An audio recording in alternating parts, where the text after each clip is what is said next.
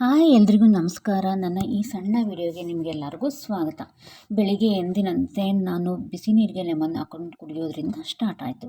Next ನಾನು ಮಾಡಿದ ಕೆಲಸ ಮಲ್ಟಿಗ್ರೇನ್ ಮಾಲ್ಟ್ ಪೌಡರಿಂದ, ನಮ್ಮದೇ ಪೌಡರಿಂದ ಮಾಡಿದ ಮಾಲ್ಟ್ ಪ್ರಿಪ್ರೇಷನ್ ಮಾಡಿದೆ. ಅಷ್ಟರಲ್ಲಿ ನೀರು ಕುಡಿದು ಅರ್ಧ ಗಂಟೆ ಆಗಿತ್ತು. ನಾನು ಮಾಲ್ಟ್ನ ಸಹ ಕುಡಿದಾಯಿತು. ಚಿತ್ರಾನ್ನ ಮಾಡಿದೆ ಟಿಫನ್ಗೆ, ಆಮೇಲೆ ಮಧ್ಯಾಹ್ನಕ್ಕೆ ಮತ್ತು ನೈಟ್ಗೆ ಬೇಕಾಗುತ್ತೆ ಅಂತ ಮೂಲಂಗಿ ಸಾಂಬಾರು ಸಹ ಮಾಡಿದೆ ಇವತ್ತು. ಅಷ್ಟರಲ್ಲಿ ಆಲ್ರೆಡಿ ನಾವು ರೆಡಿ ಆಗೋಷ್ಟರಲ್ಲಿ 12 ಆಗಿತ್ತು. ನಾನು ಮತ್ತು ನಮ್ಮ ತಂಗಿ ಡೈರೆಕ್ಟ್ ಡಿಮಾರ್ಟ್ಗೆ ಹೋದ್ವಿ. ನಮ್ಮ ಮಲ್ಟಿಗ್ರೇನ್ ಮಾಲ್ಟ್ ಪೌಡರ್ಗೆ ಎಷ್ಟೊಂದು ಸಾಮಾನು ಖಾಲಿಯಾಗಿತ್ತು. ಎಲ್ಲ ಪದಾರ್ಥಗಳನ್ನ ತರಬೇಕು ಅಂತ ಡಿಮಾರ್ಟಿಗೆ ಹೋದ್ವಿ. ಅಲ್ಲಿ ತುಂಬ ಸಾಮಾನು ತೊಗೊಂಡ್ವಿ. ಮನೆಗೆ ಬೇಕಾಗಿದ್ದಂಥ ಸಾಮಾನು ಸಹ ತೊಗೊಂಡ್ವಿ. ಎಷ್ಟೊಂದು ನಮಗೆ ನಮ್ಮ ಮಾಲ್ಟ್ಗೆ ಬೇಕಾಗಿದ್ದಂಥ ಸಾಮಾನು ಕೆಲವೊಂದು ಕ್ವಾಲಿಟಿ ಇರಲಿಲ್ಲ ಅಂತ ನಾವು ತೊಗೊಳಕ್ಕಾಗಲಿಲ್ಲ. ಅದನ್ನು ಬೇರೆ ಕಡೆ ತೊಗೊಂಡ್ರಾಯ್ತು ಅಂತ ನಾವು ಅಲ್ಲಿ ಎಷ್ಟು ಸಿಕ್ತು ಅದನ್ನು ತೊಗೊಂಡು ಶಾಪಿಂಗ್ ಅಂದರೆ ಗೊತ್ತಲ್ವ, ತುಂಬಾ ಟೈಮ್ ತೊಗೊಂಡ್ಬಿಟ್ವಿ.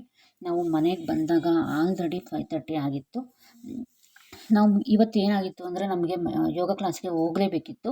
ಯೋಗ ಕ್ಲಾಸಲ್ಲಿ ನಮಗೆ ಮೆಡಿಟೇಷನ್ ಬಗ್ಗೆ ಇನ್ನೂ ಹೆಚ್ಚಿನ ಮಾಹಿತಿ ತಿಳಿಸೋದಕ್ಕೆ ಅಂತ ಮೈಸೂರಿಂದ ಪ್ರೊಫೆಸರ್ ಒಬ್ಬರು ಬರ್ತಾಯಿದ್ರು. ಅದಕ್ಕೋಸ್ಕರ ಅರ್ಜೆಂಟು ಟೀ ಮಾಡ್ಕೊಂಡು ಕುಡಿದು ಡೈರೆಕ್ಟ್ ಯೋಗ ಕ್ಲಾಸಿಗೆ ಹೋದ್ವಿ.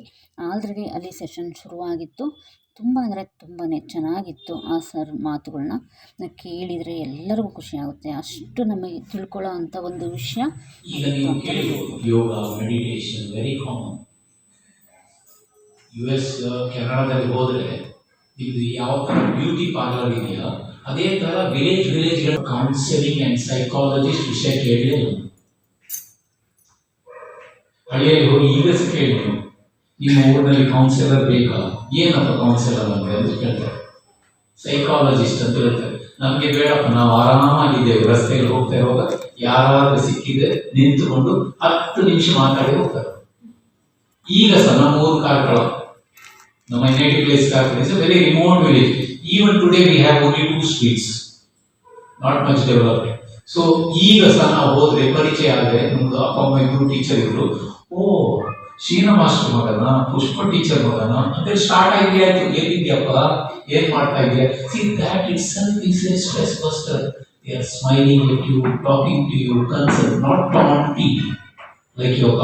ಆ ಸೆಷನ್ ಮುಗಿಯೋಷ್ಟರಲ್ಲಿ ಆಲ್ರೆಡಿ ನೈಟ್ 8:30 ಆಗಿತ್ತು. ಆವಾಗ ಮನೆಗೆ ಬಂದು ಮುದ್ದೆ ಮಾಡಿಕೊಂಡು ಊಟ ಮಾಡೋಷ್ಟರಲ್ಲಿ ಈ ದಿನ ಮುಗ್ದೇ ಹೋಯ್ತು. Thank you.